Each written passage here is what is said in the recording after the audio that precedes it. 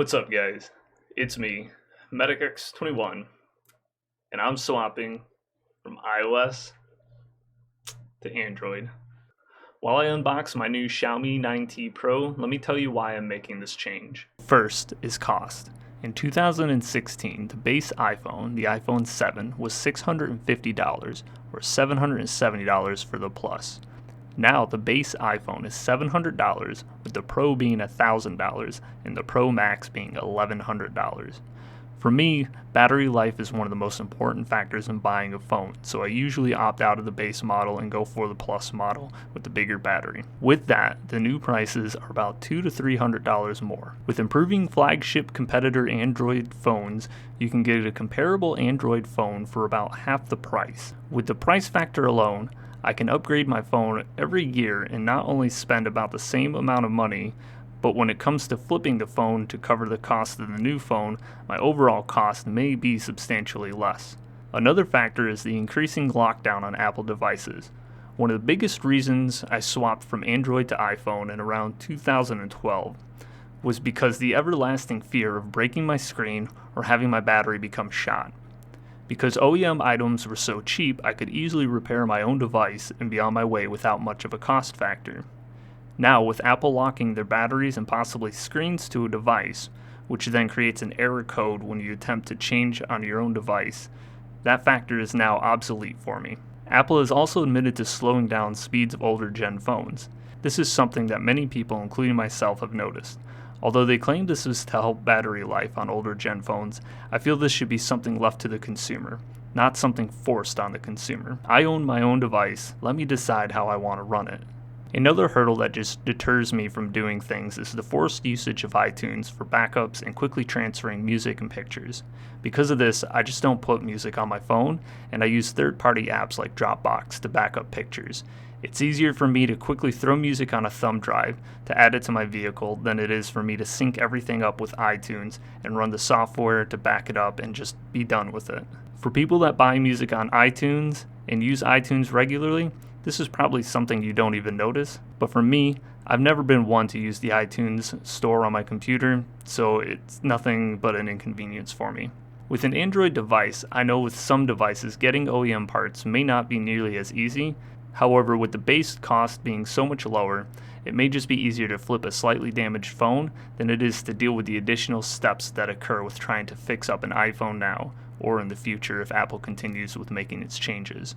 A common answer when I ask people why they prefer Android over iOS is that Android is just so much more customizable. I haven't been able to get them to really clarify what they mean by customizable, but I'm thinking that they mean the different UIs you can install and even how you can manage apps and widgets. To me, this really isn't a selling point and not even anything I'm playing around with yet, but using a UI tool that will allow me to use my phone as a desktop is a major selling factor and one that I plan to do videos on later. I bought a USB Type-C dongle to connect my phone to my HDMI. However, I found that this phone may not support HDMI Passthrough. I read something about it may not have enough data transfer.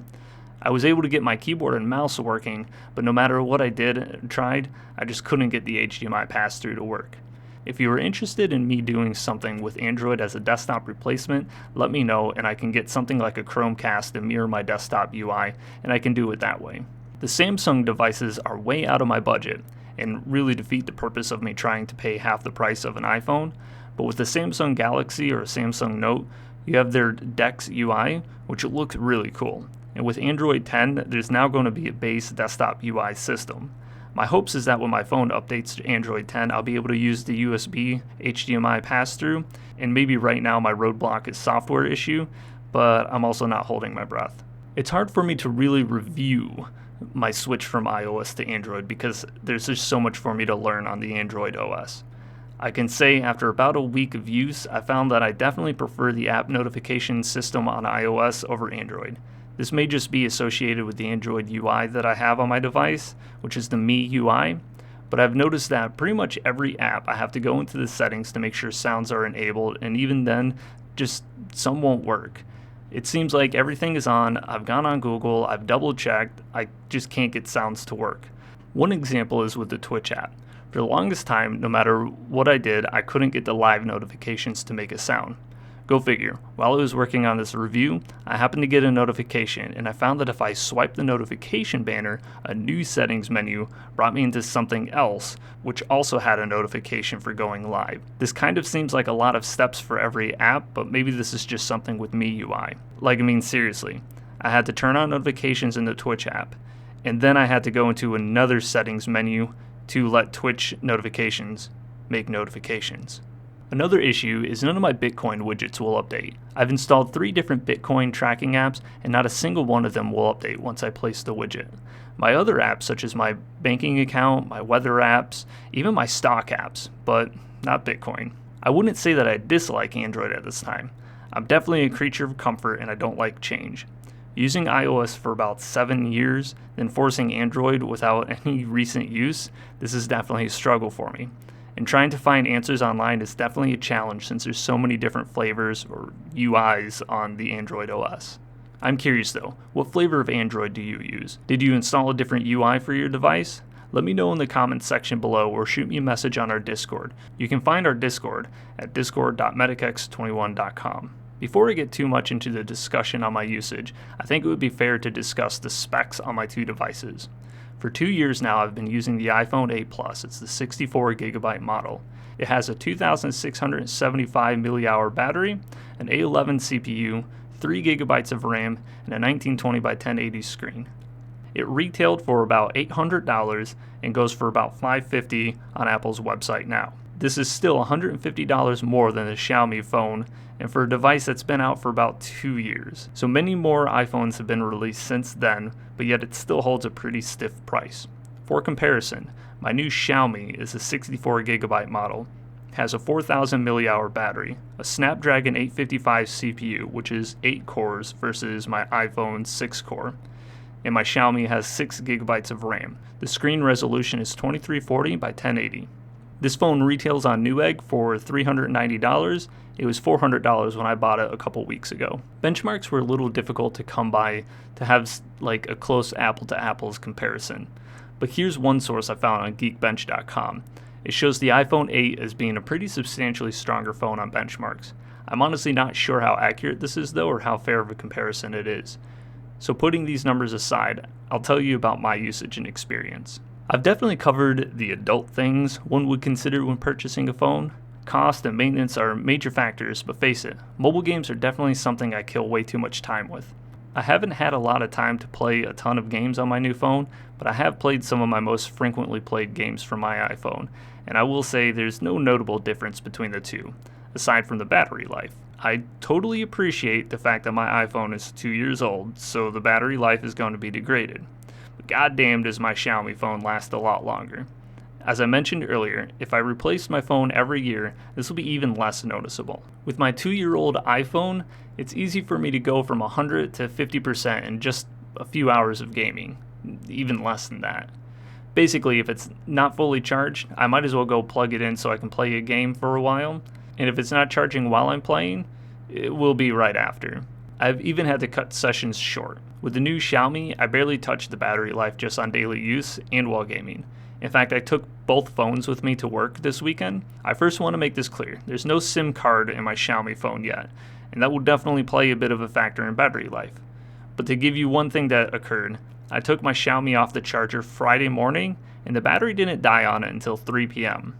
Hi, this is Editing Medic. While doing this, I realized that I just said 3 p.m. I need to further clarify.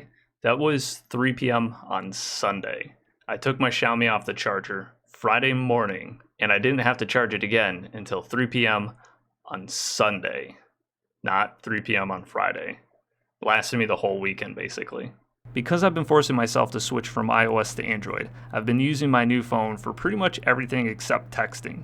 My iPhone, on the other hand, had to be charged 3 times over the weekend, and it was around 30% Sunday night around 6 p.m. when I left work, so by the time I got home I had to throw it on the charger while I vegged out on the couch. While putting together this script for this, which was around Monday morning, the battery life on the 2 devices are already noticeably different. I took my Xiaomi off the charger around midnight last night and charged my iPhone right up until I got out of bed this morning. Both devices have done some recording. I did send a few messages to my wife and do some quick web surfing on my iPhone while taking the dog for a walk this morning, but I've also done some extra stuff on my Xiaomi too. With those factors in place, my iPhone's currently at 74% and my Xiaomi's at 81%. To further elaborate on this, it's now Tuesday morning and I kept both phones off the charger last night. Again, I've mostly been using my Xiaomi phone and the batteries are now 44% on the Xiaomi phone and 47% on the iPhone.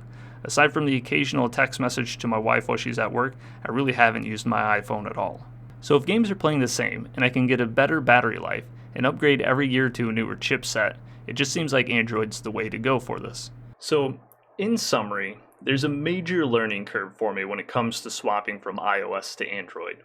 I still feel like I want to stick with iOS, but that's probably because of just muscle memory and, what I'm used to. Give it a few months and I probably won't even remember how an iPhone works. And I think when I start noticing the cost savings when it comes to upgrading and changing every year, I probably won't even care. But I'm curious, what about you guys? Are you guys iPhone users, Android users, dual wielding users? I'm curious. Let me know in the comments down below what device you prefer. Why do you prefer that device? What makes that device just so much better? As always, guys, don't forget to subscribe wherever the button is. Give me a thumbs up because likes make me feel good. Give us comments below. Find our Discord at discord.medicx21.com. Get a hold of me. Let me know any video ideas. Also, as you can obviously tell, this was a different format compared to many of my other videos. So I'm looking for feedback. Did you like this format? Did you not like this format? Do you really not care either way about the format? I really need the feedback because I want to know which way to go when it comes to doing the recordings and editing and stuff like that. But that's all I've got for now. So, till the next one, I'll see you guys later.